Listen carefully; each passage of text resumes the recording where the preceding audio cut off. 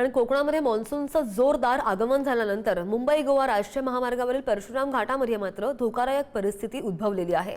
घाटामधील रस्त्यांचं काम, मातीचा भराव आणि डोंगर उतारांवर संरक्षक जाळ्या बसवण्याची कामं अपूर्ण आहेत अजूनही, आणि त्यामुळे दरड कोसळण्याचा आणि अपघातांचा धोका अधिक वाढलेला आहे।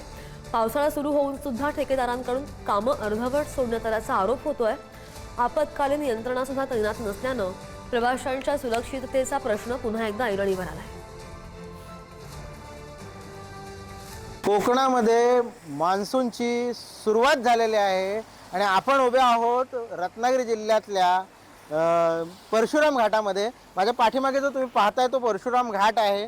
परशुराम घाटामध्ये गेल्या वर्षी मोठ्या प्रमाणामध्ये दरड कोसळणे, रस्ता खचणे असे प्रकार घडले होते आणि या प्रकारांना रोखण्यासाठी राष्ट्रीय महामार्ग बांधकाम विभागाने अनेक प्रयत्न हे केले होते, परंतु ते प्रयत्न आणि ती कामं आत्ता पूर्णपणे ठप्प असलेली आपल्याला पाहायला मिळतील। या ठिकाणी जे काम आहे ते अर्धवट सोडून या कंत्राटदार कंपनीचे लोक गेलेले आहेत। एका बाजूला जर बघितलं तर रिटेनिंग वॉल किंवा संरक्षक भिंत जी बांधलेली आहे ती अर्धवट ठेवलेली आहे।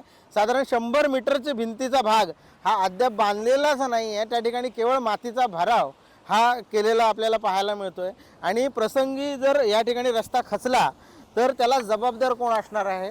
मान्सून सुरू झालेला आहे। आजपासून कोकणामध्ये मुसळधार पावसाच्या सरी काही भागांमध्ये पडताना आपल्याला दिसत आहेत। मुंबई गोवा राष्ट्रीय महामार्गावर मोठ्या प्रमाणामध्ये रहदारी आहे आणि अशा परिस्थितीमुळे मध्ये कोणत्याही प्रकारे बॅकअप प्लॅन राष्ट्रीय महामार्ग बांधकाम विभागाने या ठिकाणी ठेवलेला नाही आहे। कोणतीही यंत्रणा या ठिकाणी त्यांची आपल्याला असलेली दिसत नाही आहे। याकडे तातडीने राष्ट्रीय महामार्ग बांधकाम विभागाने लक्ष देण्याची गरज आहे। पुढारी न्यूजसाठी अनुज जोशी, रत्नागिरी।